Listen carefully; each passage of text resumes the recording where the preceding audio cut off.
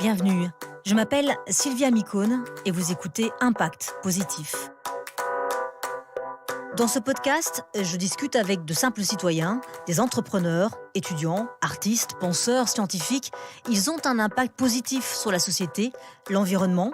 Ils inspirent, ils font tout simplement. Face à l'urgence climatique, la crise démocratique, face à une société aux inégalités croissantes, 1 million de révolutions ont surgi et des dynamiques se sont mises en place. Bienvenue dans ce monde en transition où chacun, à son échelle, peut trouver sa place et faire bouger les lignes. Ces femmes, ces hommes, je les rencontre depuis des années. Je veux savoir qui ils sont, pourquoi ont-ils lancé leur projet, comment ont-ils eu l'idée, quelles sont les solutions qu'ils proposent et pour quels impacts. L'idée, c'est pas de dire que le digital est monstrueux, c'est aujourd'hui ce qu'on en fait.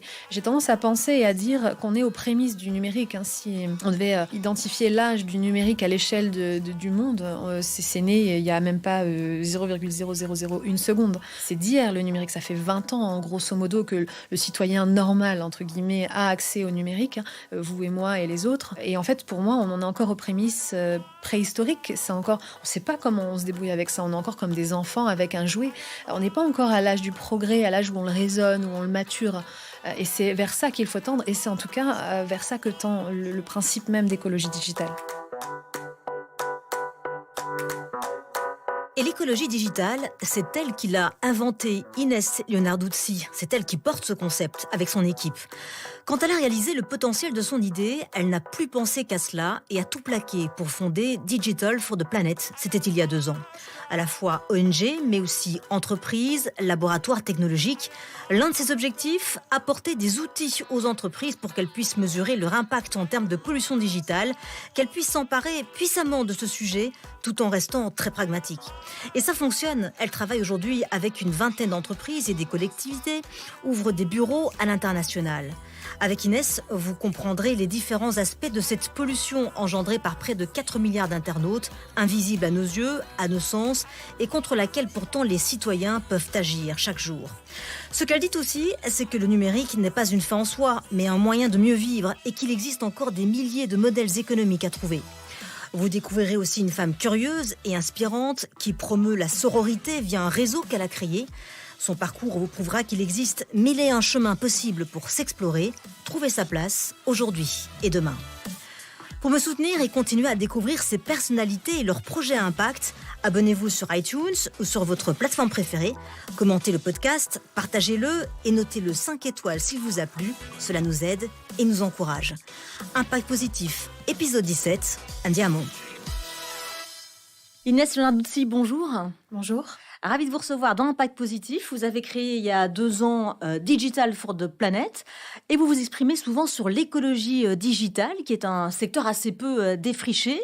Vous luttez notamment contre la pollution digitale, mais pas seulement. Avant cela, vous avez été aussi consultante en stratégie digitale, mais vous avez aussi plusieurs vies, ou en tout cas un parcours entremêlé de différents chemins. On va en parler tout à l'heure. Mais tout d'abord, une toute première question, c'est quoi l'écologie digitale ? Alors l'écologie digitale ou l'écologie numérique, c'est encore un autre sujet, mais on peut dire les deux. C'est une notion que j'ai développée, qui n'existait pas il y a encore 2 ans, et qui est une réponse à la pollution numérique, qui se déploie elle aussi sur plusieurs volets et de différentes manières. Mais l'écologie digitale aujourd'hui, c'est à la fois une discipline qui permet d'étudier la relation homme-machine, environnement, avec 3 acteurs et savoir comment on peut en diminuer les impacts néfastes, notamment sur l'humain et sur la planète. Mais c'est également un courant de pensée, un mouvement presque qui s'adresse aux pratiques qu'on a développées avec le numérique, notre manière d'utiliser le digital qui n'est pas toujours très saine. Donc l'écologie digitale, c'est un peu tout ça. C'est une discipline, à la fois un courant de pensée et puis une nouvelle manière d'appréhender le numérique. Alors écologie digitale, a priori, c'est pas antinomique alors ? Non, ça s'oppose pas forcément parce qu'on n'a jamais été aussi conscient des enjeux écologiques que depuis qu'on a l'outil digital. Grâce à l'horizontalité et la transmission de savoir, de connaissances, aujourd'hui, avec un accès à Internet, on peut avoir accès à beaucoup de choses un peu entre les fake news et d'autres choses, beaucoup de choses néfastes, mais aussi beaucoup de choses positives. Et c'est ce qui nous permet de prendre conscience beaucoup plus rapidement des choses qui se passent dans le monde, notamment le dérèglement climatique. Donc non, c'est pas antinomique parce que ça nous permet de faire des grandes choses.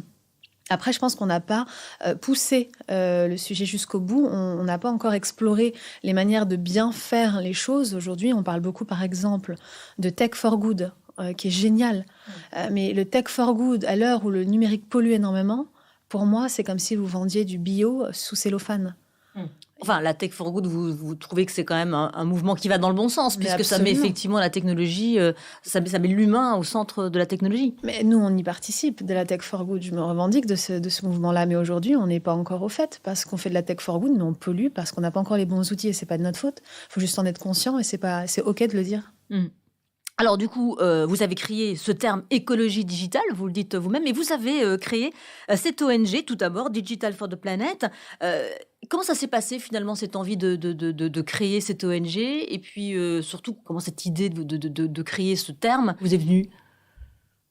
Comme vous l'avez souligné en introduction, ça fait une petite dizaine d'années que je travaille dans le numérique. J'ai commencé à Hong Kong où j'ai monté ma première start-up. J'ai ensuite travaillé pour des grands comptes en France, à l'étranger, en Californie, en Asie, de LVMH en passant par Tesla et plein d'autres. J'ai aussi travaillé sur une méthode que j'ai développée avec des neuroscientifiques, des technologistes. J'ai pu accompagner des personnalités politiques, publiques, des personnalités d'affaires sur l'enjeu du numérique et la stratégie en ce sens à adopter selon les cas. Et forcément, au bout d'un moment, la question qui se pose, c'est quel est l'impact en fait? Comment ça se passe le numérique dans la cuisine parce que nous, c'est bien, on est servi au restaurant comme des pachas, tout est illimité, tout est facile, on a juste à se connecter à la vitesse de la lumière, à la vitesse qu'il m'en faut pour dire ce mot, j'ai toutes les infos que je veux en le googlant. Google est devenu un verbe, c'est juste une entreprise à la base, d'achat d'espace et de vente d'espace. Et aujourd'hui, c'était se poser la question, c'était se dire mais qu'est-ce qu'il y a derrière? Comment ça se structure et à quel point c'est une industrie, le numérique? Parce que c'est très virtuel et le cerveau humain n'est pas câblé pour ressentir des dangers que ses sens ne pourraient pas percevoir. Alors, on n'est pas sur une usine avec des grosses fumées qui sortiraient des cheminées. On n'est pas sur des rivières qui deviennent de couleur bleue ou rouge parce qu'elles sont déglinguées par l'industrie de la mode, par exemple. Là, on est sur quelque chose de complètement invisible, inodore, incolore, qu'on ne palpe pas. Et c'est là tout le mal. Et donc, ma question a été de me dire, OK, quel est l'impact quand j'ai réalisé qu'il était très grand, et ça s'est passé pendant une randonnée à la montagne, c'était de me poser la question, qu'est-ce qui existe déjà pour endiguer cet enjeu? Et là, j'ai trouvé très peu de choses, voire quasi rien concrètement en mode quels sont les outils pour que ça marche. J'ai trouvé aussi que la French Tech était beaucoup plus encline à créer des choses dans le monde entier. On a une prédominance sur le sujet. Et là, c'était évident en fait de me dire, je pensais plus qu'à ça en fait. Donc j'ai juste tout arrêté ce que je faisais. Et j'ai changé de vie et je me suis lancée là-dedans. Parce qu'en fait, quand vous parlez de votre randonnée, en fait, vous receviez des notifications sur votre portable et vous vous êtes dit, mais finalement, ça nous suit partout, qu'on soit à la montagne. C'est un peu ça aussi, votre... Oui, en fait, j'étais en altitude. Je faisais de la randonnée en montagne et on était assez élevés. En altitude et j'ai reçu une notification en plus qui était complètement inappropriée. C'était une remise pour des jupes. Il y avait une remise de moins 30% sur un site e-commerce mode. Je me trouvais entre deux pins. Il n'y avait rien à hauteur de vue à l'horizon et c'est vrai que j'ai trouvé ça choquant. Je me suis dit mais mince, même l'air est connecté. Et c'est là que j'ai essayé de me demander comment déjà, je me suis pas posé la question avant et deux, comment ça se fait que personne ne se la pose. Et donc, du coup, les objectifs de Digital for the Planet, vous informez, vous alertez, vous conseillez les entreprises pour qu'elles limitent leur pollution? Oui, on les accompagne. Alors, c'est quelque chose qu'on a développé en se rendant compte que les sociétés, enfin les entreprises, notamment les sièges sociaux, sont les plus gros foyers de pollution numérique dans le monde aujourd'hui. C'est là où on concentre l'essentiel de la pollution numérique. Donc, il y avait une réponse à apporter à ça. Comme je viens du milieu du conseil aussi, j'ai cette habilité et le réseau pour avoir les personnes qui savent le faire, de construire de la pédagogie ingénierique, de la méthodologie, savoir comment on mesure des indicateurs de performance, de progrès sur un sujet donné. Et là, en somme, il fallait le faire sur l'écologie digitale et comment on mesure la baisse de l'impact carbone d'une entreprise liée à leurs activités numériques. C'est ce qu'on a fait. On a travaillé avec des ingénieurs, avec des des technologistes, des gens qui savent calculer l'impact d'une machine, également des experts de la pédagogie, savoir comment aussi on maille, on cartographe un système d'information, un parc informatique et voir là où sont les points de douleur, là où il faut apporter une réponse. Et l'idée, c'est aussi d'avoir un regard assez pragmatique, c'est-à-dire qu'on ne va pas dire aux gens d'arrêter d'envoyer des mails, on ne peut pas dire ça à une entreprise. Par contre, on peut compenser. On peut déjà diminuer. Il y a peut-être des mails qui partent dont on n'a pas besoin et on peut compenser ce qu'on est obligé d'envoyer. Après, il y a tout c'est ce qu'on appelle la partie inévitable.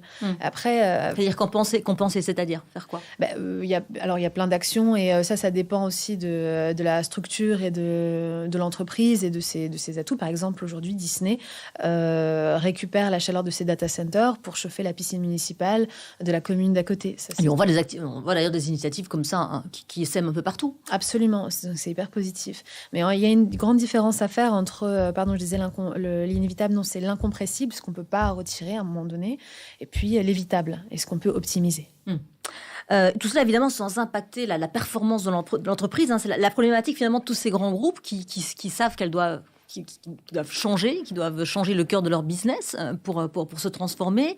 Et c'est possible, ça, sans toucher à la performance ?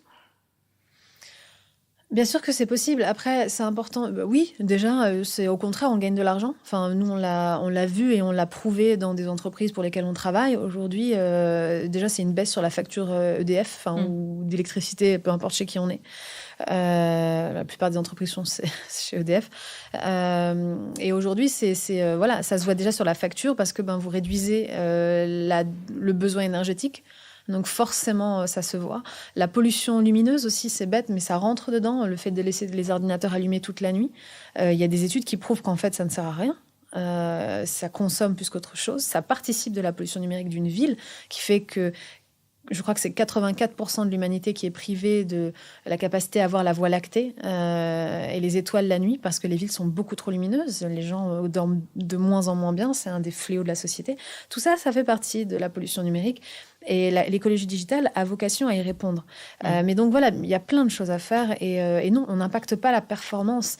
Ça, c'est un premier point. Et le deuxième point, c'est comment on peut même faire évoluer la notion de performance. On peut passer de Return on Investment, donc le ROI, qui est mondialement connu et largement usé et utilisé. C'est surtout, par exemple, le ROP, avec lequel nous on travaille, le Return on People, le Return on Planet. Et de plus en plus, ces indicateurs de performance, je dirais, indirects et beaucoup plus humains, moins palpables, mais qui ont un impact très concret sur le capital sympathique, confiance et à long terme, performance financière d'une entreprise. Ça, ce sont des indicateurs aujourd'hui à prendre en compte. Et les entreprises commencent à les regarder, ces indicateurs, les entreprises qui nous entourent Oui, clairement. Déjà, alors les entreprises, ça me fait toujours rire quand les gens disent les entreprises parce que c'est hyper, c'est une notion complètement abstraite. Oui. C'est les gens en fait. Il y a un cas derrière. C'est pas une entreprise qui fait les gens, c'est l'inverse. Et derrière une entreprise, il y a des salariés et les salariés, c'est avant tout des citoyens. Et Digital for the Planet, ça a été poussé par le citoyen. C'est la première chose qu'il faudrait que je dise, c'est que ça a d'abord été un soutien citoyen qu'on a reçu et qui nous a permis d'être là où on est aujourd'hui. C'est-à-dire, vous avez sollicité Non, j'ai rien sollicité du tout. Les gens ont entendu parler de nous. Ils ont trouvé ça dément, à la fois l'impact que ça représentait. Deuxièmement, hyper courageux ce qu'on faisait. Et c'est vrai, aujourd'hui, il faut plus de courage pour trouver des solutions plutôt que de vendre de la peur. Il y a des gens qui vendent de la peur tous les jours. Et c'est beaucoup moins courageux que d'essayer de trouver des solutions. Donc ça, c'était la première chose que les gens appréciaient. Et ensuite, il ne faut pas oublier que ces gens-là sont aussi des salariés dans leurs entreprises. Et c'est eux qui ont fait remonter les sujets auprès de leur hiérarchie. Et c'est comme ça qu'on est entré. Et c'est ça qui fait effectivement changer les choses. Vous faites bien d'ailleurs de le souligner. Vous avez une équipe de 13 personnes maintenant. En 2 ans, on peut dire que vous avez quand même bien grossi. Justement, comment vous expliquez les raisons de votre succès? Les entreprises, elles ont conscience qu'il faut changer, à la fois pour leurs clients, mais aussi, effectivement, vous venez de le dire, pour aussi leurs salariés. Tout est relatif, c'est gentil de le dire comme ça, je sais pas, le succès, moi j'ai tendance à penser, et c'est ce qu'on se dit souvent. En tout cas, on parle de vous, on est intrigué, on se demande ce que vous faites. C'est vrai qu'écologie digitale, on n'en entend pas beaucoup parler, donc il y a quand même quelque chose de nouveau que vous avez apporté. Et puis c'est vrai, je le soulignais, les raisons de votre succès, c'est effectivement, c'est les clients. Les entreprises sont obligées de bouger pour leurs clients, elles sont aussi obligées de bouger parce que, comme vous le disiez, leurs salariés les poussent à bouger également. Non, non, c'est sûr. Ce que je voulais dire, c'était que le succès pour nous va surtout se mesurer sur le nombre d'entreprises qui auront réduit leur impact carbone numérique quand tout le monde saura ce que c'est que l'écologie digitale et la pollution numérique. En mai 2018, on a fait une étude avec le cabinet Occurrence qui indiquait que 77% des Français ignoraient ce qu'était la pollution numérique, ce qui est énorme. Donc, ma marge de progression et mon taux de mesure du succès qu'on a se mesurera là. Après, je pense qu'on a un sujet sexy, nouveau, qui en plus fait écho à deux sujets qui intéressent profondément les Français et à plus forte raison les citoyens du monde entier. C'est déjà l'écologie. C'est un vrai sujet, hein. Je ne vais pas vous refaire l'histoire, vous le savez mieux que moi, parce que vous recevez plein de gens géniaux là-dessus, mais également le numérique. On n'a pas de sens aujourd'hui au numérique. Le numérique, c'est une fin en soi, en fait. Et c'est plus du tout un outil comme ça devait l'être. Et les étudiants et les jeunes entrepreneurs sont en train de se réapproprier cet outil, justement, pour lui donner un sens. Enfin, en tout cas, c'est ce qu'on s'aperçoit. Et oui, mais c'est pas mais les étudiants, parce que les étudiants, moi, j'aime à penser que le monde appartient aux étudiants. Donc, c'est des gens qui sont la force vive d'un pays, d'une nation et du monde. Mais il n'y a pas que les étudiants en France. Il y a des personnes isolées de l'emploi, des personnes âgées, il y a des personnes qui maîtrisent pas forcément ces outils par choix ou pas par choix, mais dans tous les cas, c'est subi. Il y a des contraintes. Et ces gens-là, il faut aussi les accompagner. Ces gens-là aussi participent du changement. Et il y a cette idée d'inclusion sociale qu'il faut toujours prendre en compte. Vous venez d'ouvrir un bureau à New York, c'est bien cela, à Cape Town également, en Afrique du Sud. Vous travaillez avec une vingtaine d'entreprises en France et à l'étranger, ainsi qu'avec une demi-douzaine de collectivités. C'est exact ? Oui, alors à New York, c'est des bureaux qu'un de nos clients nous prête généreusement quand on vient. Donc on a effectivement un endroit dédié à nous avec 2 personnes qui sont sur place et qui sont en charge d'organiser des conférences, de rencontrer des gens, de faire aussi du lobbying auprès de l'État américain. On travaille beaucoup avec les députés, avec les nouvelles congresswomen que l'on voit partout dans les médias. On a beaucoup de chance aussi d'attirer leur attention. Cape Town, j'y vais mercredi prochain, il se trouve. On a donc aussi une équipe là-bas qui est pilotée par Marine Goldenberg, qui travaille avec nous, qui est notre Head of Africa. Là-bas, à Cape Town, il se trouve que c'est aussi la partie... c'est une très forte partie ONG de notre activité là-bas. On accompagne notamment les femmes sur la formation de technologies durables. 75% des Africains ont moins de 25 ans. C'est le nouvel Eldorado numérique selon les médias. Google vient d'ouvrir un magistère de intelligence artificielle à Nairobi au Kenya. Vous avez Lagos qui explose et Cape Town est aujourd'hui l'écosystème le plus dynamique en termes de numérique et de start-up en Afrique. On dit souvent l'Afrique, il faut rappeler que c'est 52 pays et avec des cultures complètement différentes et des niveaux de développement économique aussi très variables. Donc il y a beaucoup de choses à faire pour nous là-bas. Marine, dont je vous parlais, y vit depuis plusieurs années. Elle est française, mais elle est amoureuse de l'Afrique et elle y vit. Et c'est aujourd'hui sa terre d'adoption. Donc on a beaucoup de chance de la voir. Et voilà. Alors, vous le disiez, une ONG, mais ce n'est pas qu'une ONG, Digital for the Planet, c'est aussi une entreprise. On le dit, vous travaillez avec des entreprises, vous fournissez des services. Également un laboratoire, donc il y a plusieurs entités dans Digital for the Planet. C'est bien ça ? Oui, c'est ça. En fait, on a commencé par une ONG. C'est très simple. Quand vous ne savez pas comment faire, vous y allez, vous essayez. C'est comme vous avec la table. C'est désolé pour les auditeurs. Précise effectivement que nous avons changé de table, ça nous a un peu perturbé. On va essayer donc cette table rectangulaire. Avant, nous avons une table haute, vous savez tout. Voilà, mais du coup, c'est important d'essayer les deux, comme ça au moins vous êtes sûr. On a fait un peu pareil. Au départ, il y avait une vraie vocation à transmettre du savoir, à faire des études, à démocratiser des notions. Donc l'ONG s'avérait être la plus intéressante, le format le plus intéressant. Et puis rapidement, on s'est rendu compte que c'était pas forcément le meilleur levier pour faire avancer les choses. Et qu'en fait, une entreprise, quand elle est bien menée, ça reste aussi un moyen de faire beaucoup de choses et beaucoup plus facilement. Donc, très naturellement, on a ouvert aussi l'entité entreprise pour pouvoir travailler avec les entreprises de manière plus fluide. On a gardé l'ONG parce qu'elle est nécessaire pour nous, pour toutes les sujets de communication, de lobbying, d'études, d'intervention. On est en train de créer avec Bruxelles des modules de formation sur l'écologie digitale pour les enfants en Europe. Ça, oui, c'est plus facile quand vous avez une structure ONG qui est complètement indépendante de l'entreprise. Et donc, dans l'entreprise, on retrouve à la fois le conseil dont je vous parlais, notre programme notamment LDCC, qui veut dire Low Digital Carbon Company. On va en parler.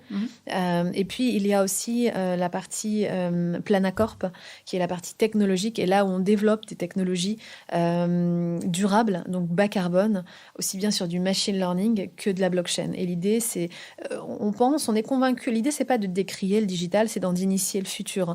De toute façon, la technologie, le numérique, on l'aime pas, il est déjà là. Donc, il va falloir faire avec. Par contre, on peut essayer de faire avec la meilleure version de ces outils. Est-ce que vous vous considérez comme un entrepreneur à impact? Un entrepreneur qui a de l'impact? Est-ce que vous pourriez vous définir aussi comme un entrepreneur social? Je sais, en fait, alors, je ne savais pas du tout, et c'est une vraie réponse, je ne sais pas du tout ce que ça veut dire. Et je m'explique, je suis une entrepreneur. Je suis là pour faire du profit et de l'argent et nourrir mon équipe.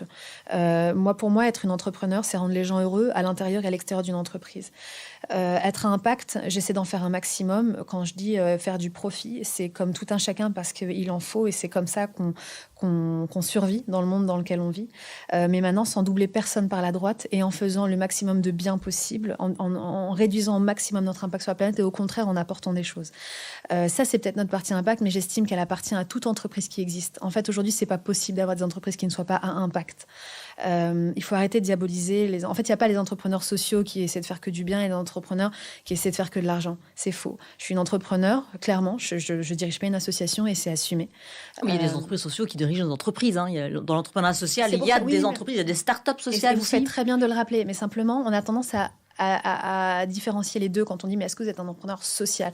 Et en fait, parce que si vous voulez, après il y a aussi des critères très précis dans la gouvernance, dans la redistribution de l'argent, etc., qui font que vous êtes un entrepreneur social ou vous n'en êtes pas un. Alors, aussi, mais effectivement, il y en a qui se considèrent entrepreneur social sans rentrer dans tous ces critères. En fait, c'est exactement ça. J'espère que je suis une entrepreneur à impact. Mais c'est pas moi. C'est comme gentil en fait. C'est pas à moi de le dire. Je sais pas si je suis gentille. C'est aux gens qui me côtoient de dire si je suis gentille ou pas.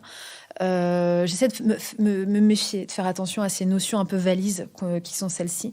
Je sais qu'elles sont très appréciées parce que ça permet de donner des idées aux gens, mais c'est bien, mais c'est des idées beaucoup trop larges. Et en fait, un entrepreneur, ça reste un entrepreneur. Moi, j'ai des comptes à rendre à mon équipe d'abord, qui, pour beaucoup, a commencé à travailler pour moi gratuitement, en imputant leur confort, comme moi je l'ai fait, mais eux n'étaient pas obligés de le faire parce que c'est pas leur bébé. Donc c'est à ces gens-là que je dois d'abord des comptes. Et maintenant, je suis persuadée qu'on peut créer des chaînes de valeur, donc ça veut dire faire de l'argent, mais en faisant du bien commun. Et c'est ce qu'on essaie de faire. Alors, la pollution digitale, vous le disiez tout à l'heure, ça ne se voit pas, c'est invisible, on y pense peu, on en parle peu. Mais tout ce qu'on fait a une empreinte écologique, écrire un email, regarder une vidéo, ne pas vider sa boîte mail aussi. On ne sait pas finalement ce qu'il y a derrière. Si vous deviez donner quelques chiffres pour éclairer nos auditeurs. Eh bien, on peut commencer par la plus répandue, c'est l'impact du mail. Aujourd'hui, envoyer un email avec une pièce jointe d'1 mégaoctet, ce qui représente très très peu de choses, c'est à peu près un fichier Word, c'est environ 20 grammes de CO2 émis dans l'atmosphère. Aujourd'hui, juste l'industrie du spam dans le monde, ça équivaut à la mise en circulation et mise en route de 3 millions de véhicules. Donc c'est juste énorme. On envoie 225 milliards de mails chaque heure. Donc ça, c'est un vrai enjeu. Le mail, c'est quelque chose de terrible. Et puis revenir à l'Internet, tout simplement. L'Internet, aujourd'hui, qu'est-ce que c'est? Ce sont des morceaux de code qu'on envoie dans des fibres. Qui font l'épaisseur d'un de mes cheveux et qui vont à la vitesse qu'il m'en faut pour dire ce mot, qui sont dans les sols marins. On pense que le cloud et les données sont dans le ciel, c'est faux, ils sont dans les océans.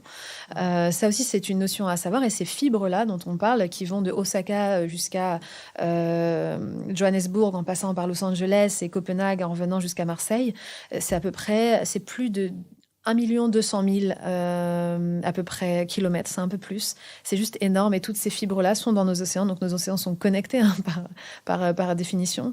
On peut aussi parler des appareils électroniques.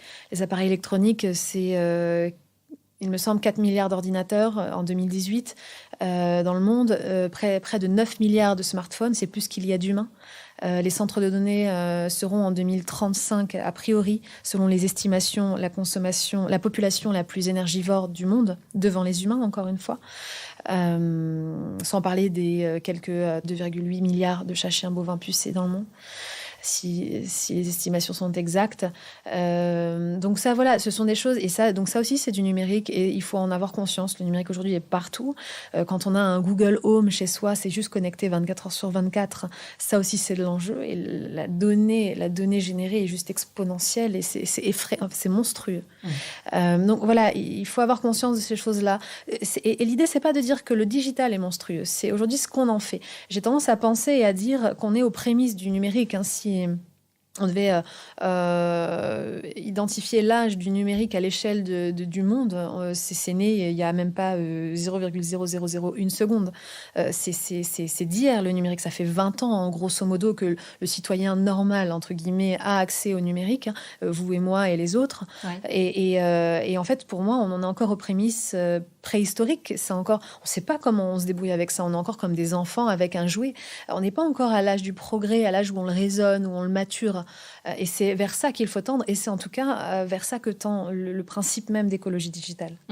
Alors, on va parler des entreprises, mais tout d'abord, juste peut-être pour les salariés, pour les citoyens, si vous aviez des bonnes pratiques à leur donner, ce serait quoi ? Eh bien, déjà, favoriser, effectivement, quand il y a des envois de pièces lourdes, vraiment favoriser les plateformes collaboratives. C'est bête, mais ça désimpacte énormément. La clé USB. Alors l'enjeu, c'est pas d'en racheter des tonnes et des tonnes, parce que même si c'est un objet tout petit, mais c'est aussi des métaux qui sont critiques, et c'est encore un autre sujet. Mais on a tous des clés USB qui traînent dans nos pots à crayon et dans le fond de nos sacoches. Les réutiliser, ça marche très bien. Pour aller donner un dossier à quelqu'un qui est à l'étage du dessus ou à 10 mètres dans le même bureau, ça marche bien. Il y a aussi le fait de fermer les onglets de c'est bête, mais on n'y pense pas et on le fait tous. Moi, la première, c'est laisser nos fenêtres ouvertes dans les navigateurs. Il faut fermer. Il faut fermer, mais on le fait pas parce qu'en fait, on a c'est galère. Il va falloir que je retrouve cette info. J'en ai besoin. Je préfère la laisser comme ça. Je sais que je peux y revenir. Et on le fait tous. Moi, j'aime dire que les favoris, c'est le nouveau cool. C'est le truc qui est passé à la poubelle. Personne l'a vraiment jamais utilisé, sauf les gens hyper pointus. Ça rassure en tout cas. Voilà, quand on n'a pas le temps de lire un article, ça passe dans les favoris. Puis... Ouais, mais encore faut-il les mettre dans les favoris. Il faut encore avoir la démarche d'ouvrir ses favoris. C'est encore mieux de laisser la fenêtre ouverte. Le problème, c'est que chaque fois qu'on fait une requête Google et qu'on commande une page, c'est à peu près 5 à 7 grammes de CO2 émis dans l'atmosphère. Une page, elle se recharge plusieurs fois, voire des dizaines de fois par jour, parce qu'elle se régénère automatiquement. Et c'est comme si vous renvoyez encore une requête. Donc, en fait, ça reconsomme 5 à 7 grammes de CO2. Ça, vous le multipliez par la vingtaine de pages que vous laissez, que nous laissons, et moi, encore une fois, la première, ouverte dans votre navigateur, multiplié par le nombre de personnes dans votre plateau open space, multiplié par le nombre d'étages. Et là, je vous parle juste d'une entreprise. Et c'est monumental. Donc, il y a la dernière chose, et elle est toute simple, mais on a des infographies sur nos réseaux sociaux qui distribuent énormément de bons conseils, mais celle que je préfère encore, c'est la charge du téléphone chez soi. On le laisse tous 7 heures au moins, ou 6 heures. On le charge à 11h30, 23h30 quand on va se coucher, et on le débranche à 7 heures ou pire avant de partir au travail.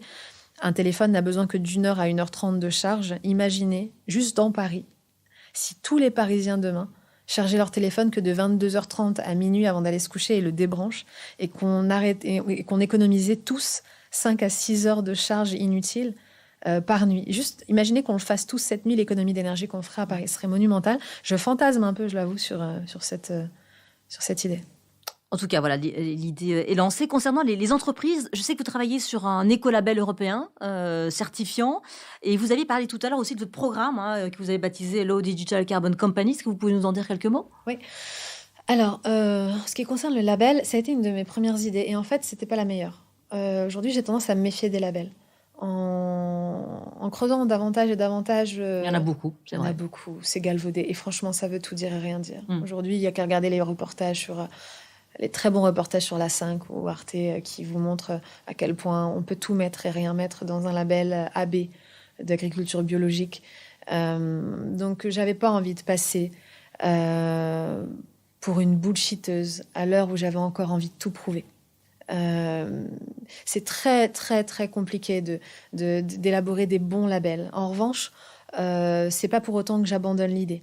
Je pense qu'il est possible et il est important de pouvoir récompenser les entreprises ou même les institutions ou les citoyens qui font des choses pour l'environnement. Et c'est tout l'enjeu. Ça fait 30 ans qu'on nous parle d'écologie, 30 ans qu'on sait en plus pas vraiment ce que ça veut dire. Je vous demande de prendre des gens dans la rue et de leur demander la différence entre écologie et développement durable, 1 kWh, 1 TWh, un effet Joule, un gaz à effet de serre, un impact carbone, un impact carbone. Et pourtant, les gens ne pourront pas répondre à tout ça, effectivement. Mais alors qu'on en parle tous les jours. Et que tout le monde parle d'écologie. Développement durable, ça a été créé en quelle année? Qu'est-ce que ça veut dire? Aujourd'hui, donc pour revenir à ce que je disais, on parle d'écologie sans vraiment savoir en plus de quoi on parle. Les notions sont bien gardées. On balance des mots valises et en fait, les personnes se perdent dedans. Donc en plus, c'est chiant parce qu'on ne sait pas vraiment de quoi on parle. On a toujours peur d'aller sur ces terrains parce que c'est glissant, on dit des choses qu'on ne maîtrise pas, etc. Et en plus... Une fois qu'on m'a suffisamment culpabilisé, parce qu'on est dans une culture de la culpabilisation, c'est de l'éco-responsabilité, on ne parle pas d'éco-bienveillance, ce qui pour moi est une première erreur. Une fois qu'on a réussi... été reconnu. Ils n'ont pas eu le choix. Puisque ça n'a pas marché. Mais en tout cas, une fois qu'on a réussi à faire ça, donc culpabiliser les gens, et les gens disent oui, c'est bon, moi je vais devenir écolo, je vais faire gaffe et tout, ok, mais ça va te coûter plus cher. C'est ce qu'on dit aujourd'hui aux gens, ça va coûter plus cher. On n'active pas les circuits neuronaux de la récompense. C'est un super neuroscientifique qui parle de ça. Il a fait un podcast sur France Culture. Pardon, mais il était fabuleux. Ah, mais on adore France Culture. Ah ça me fait tant mieux. J'avais peur je suis la reine des gaffes. Mais il parlait de la drogue et des drogués, en fait. C'est hyper intéressant. Il parlait parce que ça active les circuits neuronaux de la récompense. Et il disait que ça nous fait ça pour l'alcool, pour le sexe, pour les drogues dures ou plus douces. Et c'est pour ça qu'on devient addict. C'est que ça active, et donc ces circuits neuronaux activent et sécrètent des hormones qui font qu'on est heureux, qu'on se sent bien, etc. Et aujourd'hui, je travaille avec des neuroscientifiques et des psychologues et puis des environnementalistes, des gens qui sont capables de faire des états de mesure pour voir comment on peut activer les circuits neuronaux, donc les circuits de la récompense pour les personnes qui font des choses bien pour l'écologie. Et ça va commencer par rétribuer les citoyens qui s'engagent pour la planète. Donc on y travaille, notamment avec des enjeux de blockchain à impact social, comment on peut tracer le fait qu'un citoyen prenne son vélo tous les matins et tous les soirs pour aller au travail, et comment on peut lui dire c'est ce qui serait une grande première, vous êtes quelqu'un de bien, d'ailleurs voilà, on va faire en sorte que vous payiez moins de taxes foncières cette année, ce qui serait juste normal en fait aujourd'hui. Et non, mais je pense qu'on a passé on a eu 3 systèmes de valeurs. On a commencé par un système de valeurs qui se fondait sur Dieu. Il y a eu une époque où croire en Dieu, ça valait tout l'or du monde et ça faisait de vous quelqu'un de génial, incroyablement bien. Ensuite, il y a eu l'argent. Gagner beaucoup d'argent, ça faisait de vous quelqu'un de génial. Tout le monde fantasmait sur les gens qui avaient beaucoup d'argent, les limousines, les hôtels, etc. C'est terminé ça aujourd'hui ? J'espère. En tout cas, alors, j'ai rien contre l'argent. Les gens qui en font, c'est très bien. Mais j'espère qu'on tend vers ce que j'appelle le 3e système de valeurs qui s'appelle l'impact. Et le fait qu'on puisse tendre vers une valorisation des personnes qui ont un impact positif sur les autres et sur la planète en 2e lieu. Parce que c'est d'abord pour les gens. La planète, elle va s'adapter dans cette période anthropocénique. C'est surtout les gens qui vont avoir du mal, les nouvelles générations. Mais du coup, j'ai un peu digressé. C'est pas très grave, mais vous me parliez d'écologie et de label. Donc le label, c'est important de rendre de la confiance déjà aux gens. Les gens n'ont plus confiance au label. Et c'est pour ça que j'ai mis un frein à ça. Et vous y travaillez encore pourtant. Mais en revanche, vous avez développé ce programme qui s'appelle Low Digital Carbon Company. Et là, pour le coup, vous y travaillez, d'ailleurs, avec des entreprises. Absolument. Et c'est d'ailleurs quelque chose qui prépare un éventuel label. C'est éprouver nos techniques de mesure. Voir comment ça se concrétise en entreprise. Donc on est dans du test and learn, comme dirait l'autre, et c'est l'idée de développer des techniques éprouvées par les entreprises, voir si ça marche, si les gens y voient un impact, une crédibilité, et voir si l'entreprise y trouve des intérêts, si effectivement on a baissé l'impact carbone, si on est capable de mesurer sur différents points de frottement. Est-ce que les gens sentent une différence, comment elle est vécue quantitativement quantitativement, qualitativement. Et tout ça, ce sont des éléments qui, moi, donnent de l'eau à mon moulin pour effectivement créer une certification. Et même si on le faisait, on le ferait avec les instances les plus redoutables, les plus sévères et les plus hyper impartiales, parce que c'est trop important. Quand aujourd'hui, j'ai la légitimité de créer un tel outil. Parce que vous l'avez dit, les médias me le confèrent, parce qu'on est là où on est, qu'on a été pionnier sur notre sujet, etc. Mais ça nous donne encore plus de devoirs. On ne peut pas se permettre de faire n'importe quoi juste parce qu'on peut. Il faut d'abord être sûr de ce qu'on veut faire. Et ensuite, on apportera des vraies réponses. Mais l'important, c'est la confiance que les gens doivent garder, non pas en nous, mais dans le sujet. Alors, avant de créer cette ONG, vous avez fait plein de choses. Vous avez touché un peu à tout. Vous avez fait des études de lettres. Vous avez étudié l'art à New York, une école de commerce en France. Vous passez par des grands groupes. Vous me l'avez expliqué. Vous avez monté votre première start-up à Hong Kong, vous avez dit, c'est ça? Vous avez mis du temps à trouver votre voie ou c'est le cheminement normal de la jeunesse? Les deux. Je crois que vous avez tout dit. C'est cheminement normal de la jeunesse. Je pense qu'on est... En tout cas, à mon époque, j'ai l'impression d'être Charles Aznavour quand je dis ça, mais C'était il n'y a pas très longtemps, on précise, vous n'avez certainement pas 60 ans. Ouais, mais c'est pour ça, paix à son âme. Mais non, j'ai 31 ans. Mais on aurait pu être mieux informés. Et oui, et je pense que j'avais aussi ma part de responsabilité, largement. Je savais pas ce que je voulais faire. J'avais envie d'explorer. J'étais juste très curieuse.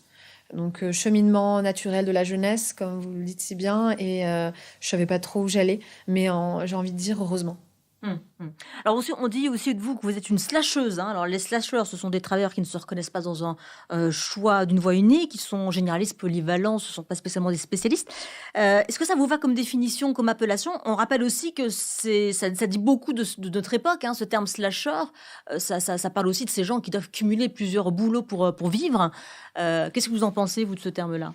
Moi, il me donne le sourire. Et c'est un mot rigolo, en plus, slasher. Enfin, ça vient quand même du slash informatique pour donner plein d'idées à la suite quand on ne sait pas comment les articuler et qui n'ont pas de sens entre elles. Donc, c'est drôle. Et ça me représente bien, le fait de pas avoir de sens tout le temps entre toutes les choses que je fais. Vous l'avez dit, ça représente pas que ça. C'est pas qu'une mouvance un peu cool de gens du numérique. C'est aussi des gens qui galèrent et qui doivent joindre les deux bouts et qui n'ont pas le choix que de faire des boulots qui n'ont rien à voir les uns avec les autres. Moi, j'ai des copines illustratrices qui servent dans les restaurants le soir et qui font un peu de guichet à la banque en semaine, quoi. Enfin, on a la gig économie, l'économie des petits jobs, ce qu'a créé l'ubérisation notamment, le fait de pouvoir faire plein de choses.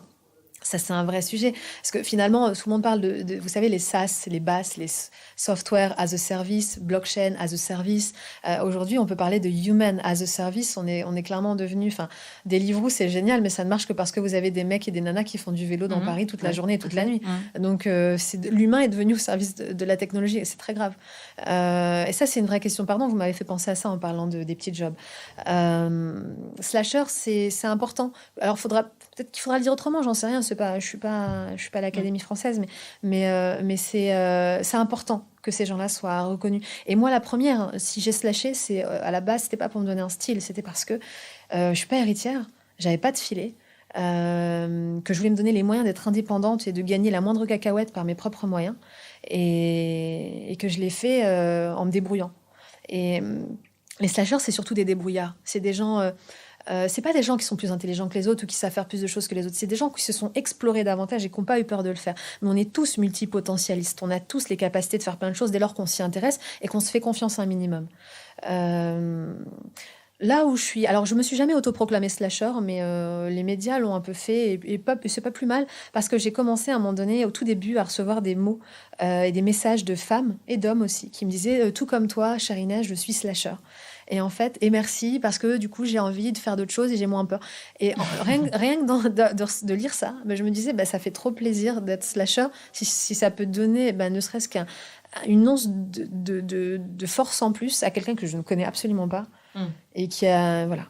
Mais aujourd'hui, vous êtes aligné, parce que c'est vrai que on parle effectivement que vous avez fait plein de trucs différents et vous le revendiquez, et ça vous a permis effectivement de vous explorer vous-même. Aujourd'hui, vous faites encore ça, ou vous vous sentez quand même plus aligné avec tout ce que vous faites et que finalement tout a un sens et que... Voilà. C'est drôle ce que vous dites parce que pour moi, je suis pas alignée depuis le début.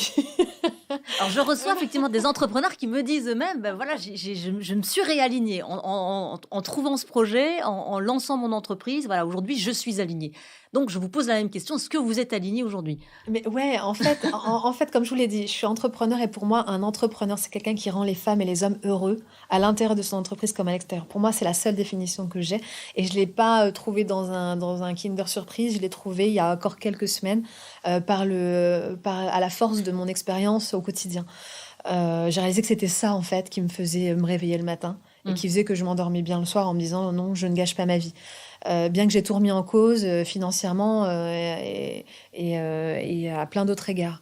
Donc c'est aligné, oui. Parce que finalement, ce qui me donne envie de faire les choses le matin, c'est vraiment d'être au service de l'humain. On ne vit jamais que pour les autres. J'ai été élevée par une maman très altruiste. Je pense qu'elle m'a appris l'amour de l'autre et l'humilité et le fait que on n'est jamais arrivé. Elle me répétait tout le temps ça. Les gens qu'elle détestait, c'était les arrivistes. Elle me disait, elle disait toujours, quel arriviste, j'ai horreur de ça. Et en fait, ma crainte, je crois, je le réalise aujourd'hui, je crois que je fais une psychothérapie avec vous là tout de suite. Je crois que c'est... Allez-y. Non mais ouais, du coup, je fais de la maïotique, j'accouche par les questions, vous savez. Et je crois que j'ai toujours eu peur d'être une arriviste. Du coup, aimer les gens, l'humilité, rester à sa place, faire ce qu'on peut, sans forcément aller le crier sur les toits. C'est le plus important. Et quand je faisais Brunch by Inès, c'était un peu ça. Je recevais les gens chez moi. Dans une autre vie, j'allais dire, mais enfin, c'est peut-être pas une autre vie. Hein. Vous organisiez des brunchs dans la capitale. Voilà, vous ouvriez votre porte finalement à des gens d'univers assez différents. C'était qui voulait. Et en fait, ça s'est soldé à l'issue d'une visite de ma maman à Paris chez moi. Et on est allé au jardin du Luxembourg. Et vous savez, il y a cette espèce de balustrade où en fait vous pouvez voir la mare avec un peu de hauteur. Et elle s'est posée comme ça, les deux bras sur la balustrade. Elle a soupiré, elle a fait les gens sont seuls. Et j'ai dit, et ça m'a choquée. Je m'attendais à le château est très beau. La vue est magnifique. La vue est magnifique. Elle m'a dit, qu'est-ce qu'ils sont seuls les gens. Et j'ai regardé, et j'étais choquée. Et pourtant, ma mère est une femme très drôle, très positive, très optimiste. Mais elle l'a dit avec même pas, elle n'était pas triste. Elle l'a dit avec du constat, c'était très spontané. Et moi, je venais d'arriver à Paris, ça faisait pas très longtemps, et j'ai réalisé que elle avait raison, que les gens parfois étaient seuls à Paris. Et le téléphone n'y arrange rien. Et du coup, Brunch by Inès, c'est né un peu de ça aussi. Alors, ça démarre avec des copines. J'aurais dit, ramenez vos copains, vos copines. Et après, les gens, tout le monde, enfin, il y a plein de gens, ça a fuité. Il y a plein de gens qui ont dit, est-ce qu'on peut venir? J'ai dit, allez. Franchement, si ça fait plaisir, on y va. Donc, pour revenir à votre question, est-ce que je suis alignée? Je le suis toujours parce que aujourd'hui, quand je donne des conférences dans une école Montessori à des enfants de 8 ans, ou hier, j'étais à une conférence. Alors, qu'est-ce que vous leur apprenez à ces enfants? Vous leur parlez d'écologie digitale ou vous intervenez sur ces sujets-là? Ah oui, on intervient sur l'écologie digitale. On leur dit que le numérique, c'est génial et que c'est un bel outil qui peut faire des choses merveilleuses. Ils sont tout à fait d'accord avec vous, d'ailleurs. Oui, ils disent... alors, c'est quoi vos jeux? On leur demande, c'est quoi vos jeux préférés? Combien de temps vous y passez et tout. Alors, nous, on a demandé d'abord aux parents parce que parfois, ils savent pas trop vous dire. Ils sont un peu approximatifs. Mais on leur explique, en fait, ce qu'il y a derrière le numérique. On leur explique que les métiers de plus tard, ils n'auront rien peut-être à voir avec les métiers d'aujourd'hui. Que peut-être que dans quelques années, il y aura des traders en CO2, des traders en eau pure, qu'il y aura des agronomes ingénieurs en intelligence artificielle pour savoir comment on fait pousser des tomates dans une région où il en pousse peut-être plus. Enfin, on leur explique qu'on pourra continuer à être boulanger, et je le souhaite de tout mon cœur, mais on leur explique qu'il y aura peut-être d'autres choses. Et en fait, on leur explique pourquoi le numérique, il faut le regarder avec un œil un peu plus mature, et on leur dit que si eux arrivent à le faire, ils auront une longueur d'avance sur les autres. Et en fait, ça marche. Il y a une espèce d'absorption, un taux d'absorption du sujet chez les enfants qu'on n'a pas chez l'adulte. C'est assez faible. C'est un peu comme les langues. C'est assez encourageant. Et donc voilà. Et pour finir sur l'alignement, j'ai encore d'autres rêves. J'adorerais écrire des scénarios de dessins animés pour les enfants. J'écris un livre actuellement. J'espère que j'en écrirai une trentaine d'autres. Et c'est une façon de parler, hein, mais pourquoi pas. Et j'aimerais bien faire beaucoup plus d'humanitaire dans ma vie plus tard. Donc non, j'ai plein de choses que j'ai envie de faire. Mmh. Alors, je voudrais juste parler aussi de cette génération, alors je ne sais pas si vous en faites partie ou pas, qui a soif de sens, qui ne recherche plus la voiture de fonction, les tickets resto, le beau bureau, et cetera. On avait accueilli Alexandre Mars il y a quelques instants qui lui parlait, effectivement de la génération de l'être par opposition à la sienne qui était la génération, de l'avoir, et forcément il y avait des répercussions. Ils étaient obligés, eux, de changer eux-mêmes, cette, génération de l'avoir. Pour vous, il y a vraiment une différence entre toutes ces générations? Bah, il y a une différence conjecturelle, mais pas structurelle en fait. Elle est pas. Enfin, ça reste des gens très bien et la preuve, c'est qu'ils ont fait l'effort de changer. Nous, c'est parce qu'on n'a pas eu à. On a pu changer avant d'avoir une vie de famille, des enfants, etc. Où c'est beaucoup plus compliqué quand vous engagez vos 3 enfants, de tout lâcher comme moi je l'ai fait par exemple, et de vous lancer dans quelque chose qui ait de l'impact ou du sens, comme vous dites. Donc ça n'enlève. Là-dessus, il n'y a pas de grande différence. Ça reste, il y a des gens très bien à tout âge, je l'espère, et des gens moins sympas à tout âge aussi. Moi, j'ai des copains qui étaient avec moi à l'école, qui sont financiers, qui bossent et qui me disent ah, mais moi, l'impact, je trouve ça génial ce que tu fais, mais moi, je veux faire de l'oseille. Il n'y a pas de sujet. Et pas dans le sens où moi, je vous le dis tout à l'heure. C'est ah non, non, non, moi, c'est me, myself and I. Et puis, ça n'enlève pas que ce sont des gens très sympas, mais c'est des gens clairement qui disent moi, je me sens pas concernée en fait. Alors, je vais pas jeter mes papiers dans la rue, mais je vais pas non plus me mettre en danger. Enfin, même pas en rêve. Et donc, oui, par contre, moi j'ai une amie qui s'appelle Louise Giovanangeli, qui est une femme assez fabuleuse, une jeune femme, qui m'a dit il y a pas longtemps une phrase qui m'a marquée. Elle m'a dit les gens disent qu'on est la génération du vide. Moi, je pense qu'on est la génération de la peur du vide. Et c'est vrai, on est complètement dans le flou. Et depuis qu'on a 15 ans, on ne sait pas du tout où on va. Et du coup, c'est comme ça que j'ai recruté aussi beaucoup de gens qui, au départ, m'ont dit « Non, non, mais je m'en fous, je vais me débrouiller, je vendrai des crêpes à Saint-Michel.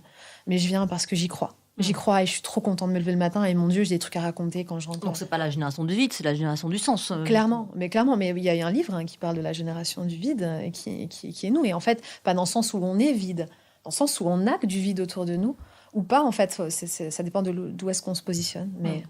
Vous avez pensé quoi, ces étudiants de grandes écoles qui ont publié un manifeste pour un réveil écologique? On a d'ailleurs accueilli ici Corentin Bizot, qui fait partie de ces étudiants. Un manifeste pour mettre la pression finalement sur les entreprises qui sont censées les accueillir après leurs études. Déjà, je trouve ça génial. En fait, ce qu'ils ont fait, c'est montrer aux entreprises, et je pense que je vais répéter plein de gens qui l'ont dit avant moi, mais ils ont juste montré aux entreprises que c'était plus elles qui avaient le lead. C'est les gens qui ont le lead. Je vais faire une parabole avec la révolution algérienne qu'on a eue là, il y a une semaine ou deux. Il y avait une pancarte qui était juste majestueuse, qui disait, il était écrit dessus, « Vous avez des millions, nous sommes des millions ». Elle veut tout dire. Et en fait, surtout quand on connaît l'issue, c'est que le peuple a gagné. Et donc là, Enfin, l'histoire n'est pas encore tout à fait écrite. Non, elle n'est pas tout à fait écrite, vous avez raison. Mais j'aime bien penser que ça va bien se passer pour le peuple. Il mérite. Mais ma grand-mère est algérienne. Donc j'ai un intérêt tout particulier du cœur pour que ça marche bien pour l'Algérie. Mais pour revenir à l'éveil écologique que demandent les étudiants aux entreprises, c'était juste nécessaire. C'était montrer qu'on n'était plus seulement du carburant pour la machine. On n'est plus là juste pour dire « Ah oui, vous avez un poste pour moi, j'aimerais bien commencer avec tant... » Non, en fait, je m'en fous. De toute façon, je ne sais même pas si j'aurai une retraite. De toute façon, je ne sais même pas si on va survivre. De toute façon, je ne sais même pas si je ne veux pas... On a 0 piste.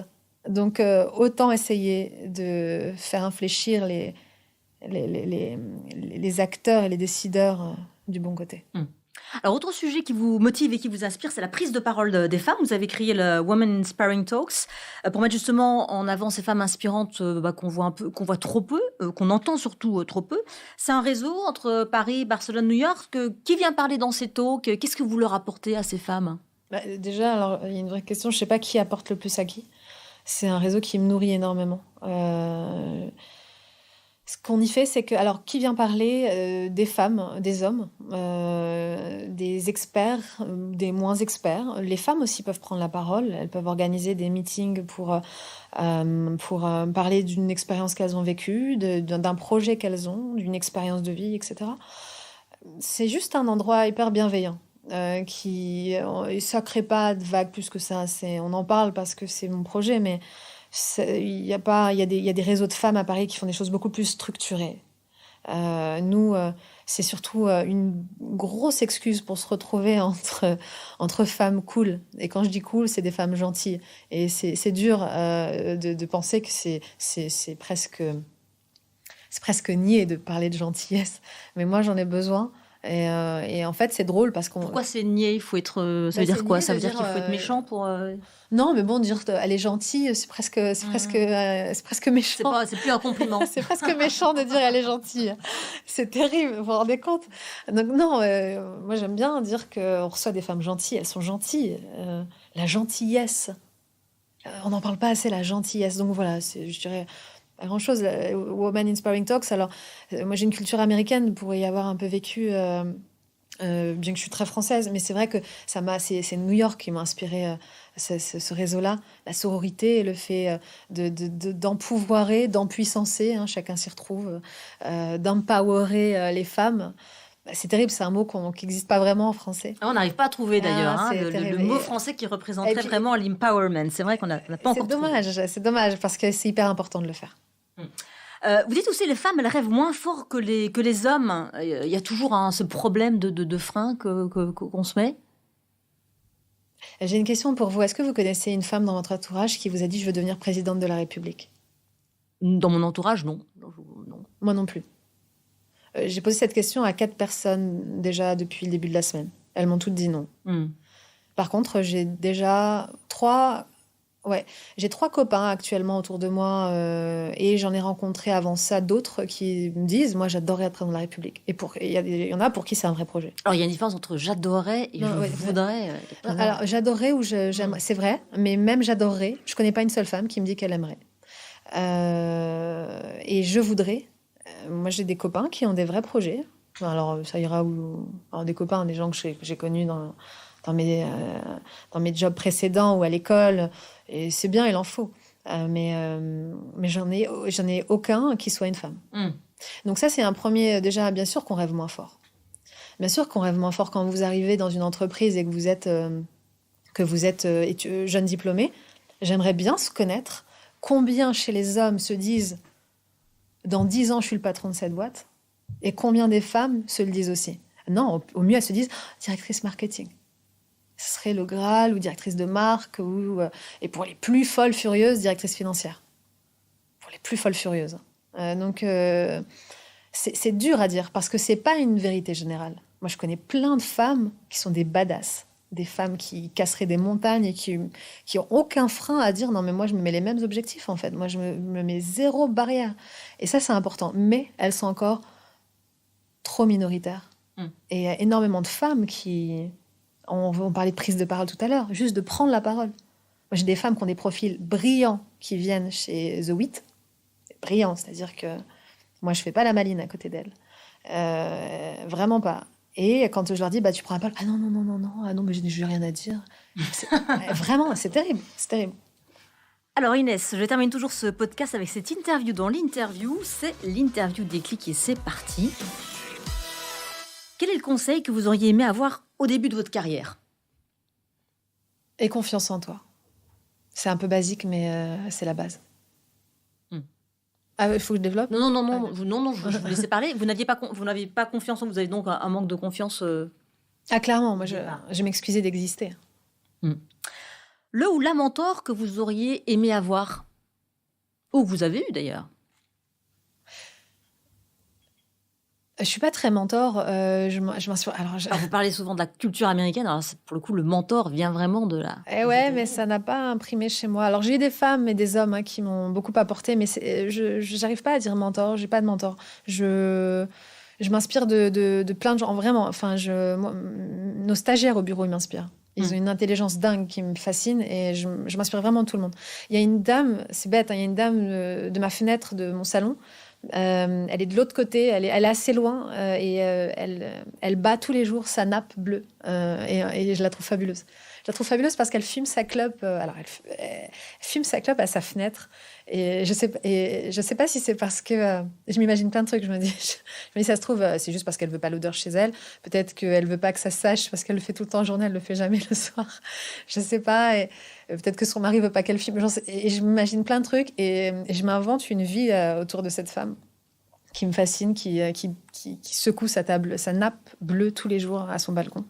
Et elle m'inspire beaucoup. Et c'est bête parce que j'ai commencé à écrire une nouvelle qui est basée sur cette femme-là. Donc non, en fait, j'ai pas de mentor. Par contre, vraiment, je peux bloquer sur des gens dans le métro, sur une situation dans la rue. Votre voisine d'en face. Ah, vraiment, Alors, vous ne seriez jamais devenu ce que vous êtes si j'avais pas été aussi bien entourée. J'ai la chance d'avoir des gens assez exceptionnels autour de moi. Je pense que c'est la base quand on se lance dans des projets d'envergure. Plus c'est d'envergure, plus il vous faut être très bien entouré.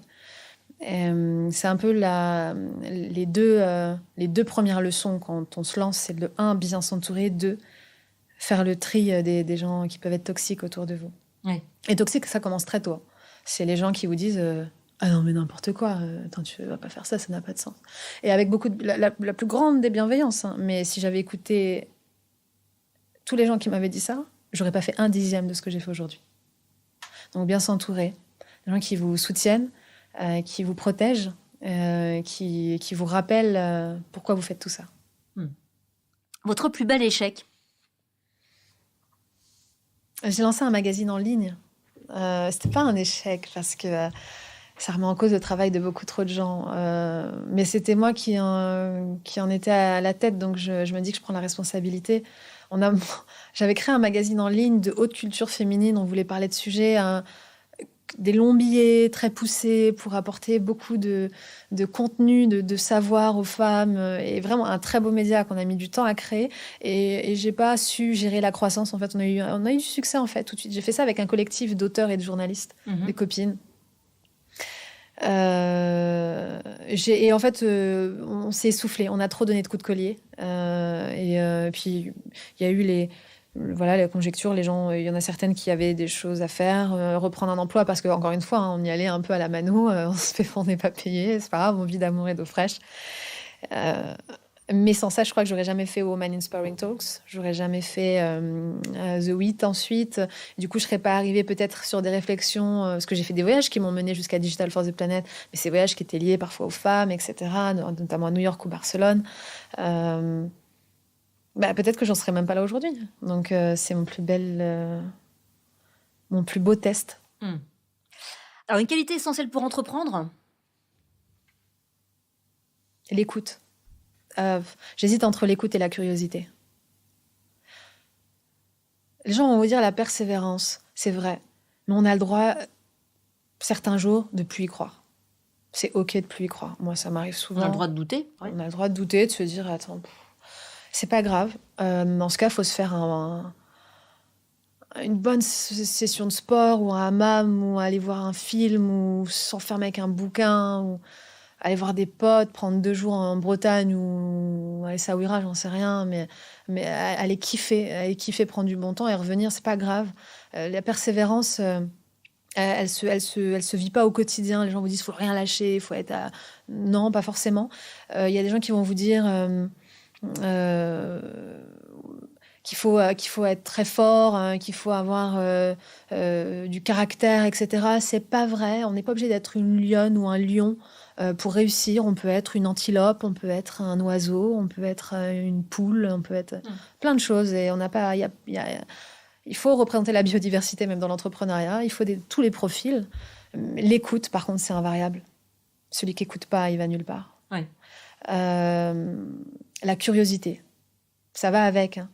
La curiosité, c'est essentiel. Ça vous donne 2 longueurs d'avance sur tout le monde, tout le temps. Parce que vous en savez beaucoup et ça crée des concours de circonstances et qui vous rendent chanceux ou chanceuse. Mais le fait de savoir plein de choses, tiens, le nom de tel expert, le nom de tel chef d'entreprise. Tiens, ils font ça, boum. Et en fait, il se trouve que vous allez être à une soirée qui n'a rien à voir, mais on va parler de ce sujet. Vous allez dire, ah, mais tu sais que tel... Ah non, je savais pas. Bah oui, je l'ai lu ce matin. Ah, mais attends, mais moi, j'ai un pote qui le connaît. Est-ce que tu veux que je te le présente? Les concours de circonstances positifs qui tournent en votre faveur viennent parce que vous êtes curieux. Donc ça, c'est essentiel. Et l'écoute, hein, comme je dis, mais c'est un binôme, donne suite à des qualités aussi essentielles comme l'humilité. Plus vous écoutez, plus vous vous rendez compte que vous êtes la moins intelligente de la bande ou de la pièce. Et c'est tout le bien que je souhaite aux entrepreneurs, d'être entouré de gens plus brillants qu'eux. Et ça vous donne cette espèce de tête froide en permanence. Parce que des gens qui ont une tête comme ça... Je pense que c'est bien hein, pour plein de choses, mais sur le long terme, ça peut desservir. Donc, ma question suivante, c'était un conseil que vous donnez tout le temps, mais vous venez d'en donner quelques-uns, hein, notamment l'humilité. Mais peut-être que c'était pas celui-là que vous vouliez choisir. Non, l'humilité, c'est important. C'est peut-être ce qui doit revenir souvent, mais il faut le redire parce que c'est important. Surtout à l'heure de la Startup Nation, où start-upper, c'est devenu un métier. Enfin, c'est plus très important ce que vous faites, mais j'ai une start-up, donc c'est cool. C'est pas bien la Startup Nation? Je dis pas que c'est pas bien, je suis mal placée pour le parler. Je sais même pas ce que c'est. En fait, je vous dis la vérité, je sais même pas ce que c'est. Je pense surtout qu'il faut donner des moyens plus cadrés. Aujourd'hui, on a surtout des espèces d'hackathons, des espèces de grands fonds qui viennent faire des coups de com très forts. Il manque quand même une énorme, on n'en parle pas, mais une énorme législation pour les start-upers. Enfin, moi, je suis sans filet. J'espère tous les jours que je vais pas tomber malade, que je vais pas me casser une dent, je touche du bois, ou me crever un œil. Enfin, parce que clairement, je serais ou avoir une opération. Enfin, tout simplement, je serais vraiment dans de sales draps, littéralement. Et il y a ça, il y a le fait que je ne cotise absolument rien, alors que avec mon équipe, on estime quand même qu'on fait des choses importantes pour la société. Enfin, humblement. Tout l'accompagnement social, alors en fait pas l'accompagnement pas financier.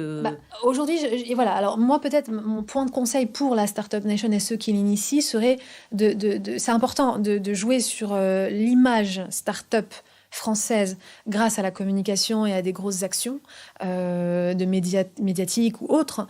Ça, c'est très bien. Mais il faut aussi se soucier, au-delà de l'image qu'on a à l'extérieur, de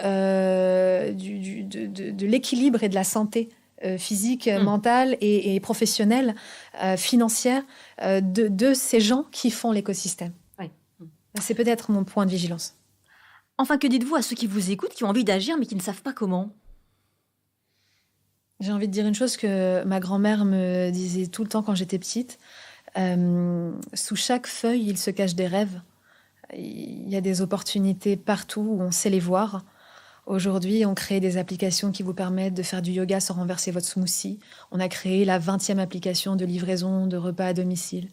Mais j'ai toujours 40% du monde qui vivent avec moins de $3 par jour. J'ai toujours des femmes qui sont battues et qui décèdent sous les coups de leur conjoint tous les jours en France. La crise du logement n'a jamais été sans égal sans égal, pardon. C'est quelque chose sur lequel on n'a pas de réponse. Il suffit de regarder, aller sur le site de l'abbé Pierre et de regarder leurs études qu'ils mènent. On a juste besoin d'être curieux, encore une fois. Donc des actions à mener. Et au-delà du bénévolat qui est nécessaire, que j'ai pratiqué et que j'espère continuer à faire, c'est aussi une question de temps et d'engagement. Et ça, c'est propre à chacun et personne ne doit être blâmé pour ce qu'il fait ou ce qu'il ne fait pas. Mais c'est au-delà du bénévolat, c'est aussi créer des nouveaux modèles économiques. Encore une fois, je vous le disais tout à l'heure, il ne faut pas avoir honte de vouloir gagner de l'argent. C'est OK de faire de l'argent. Et il y a plein de moyens hyper altruistes de le faire. Et sous chaque feuille se cachent des rêves. Je pense qu'il y a 1001 choses à faire encore en modèle économique, au-delà des yoga pour faire son smoothie ou l'énième truc qui va vous livrer en drone. Voilà. Où peut-on prendre des nouvelles de Digital for the Planet pour vos actions, votre actualité? Alors, j'en profite pour m'excuser à toutes les personnes qui pensent à ça tout de suite. Je sais, notre site est en work in progress en construction. depuis plusieurs semaines. Et c'est parce qu'on manque de temps. Et on manque de mains. En fait, en toute transparence, on n'a pas assez de personnes au travail et on a tous des priorités. Et le site est toujours en attente, navré. Donc, dès qu'il est remis en ligne, le site sera un très bon endroit pour prendre de nos nouvelles. Sinon, on est très présent sur Twitter, LinkedIn.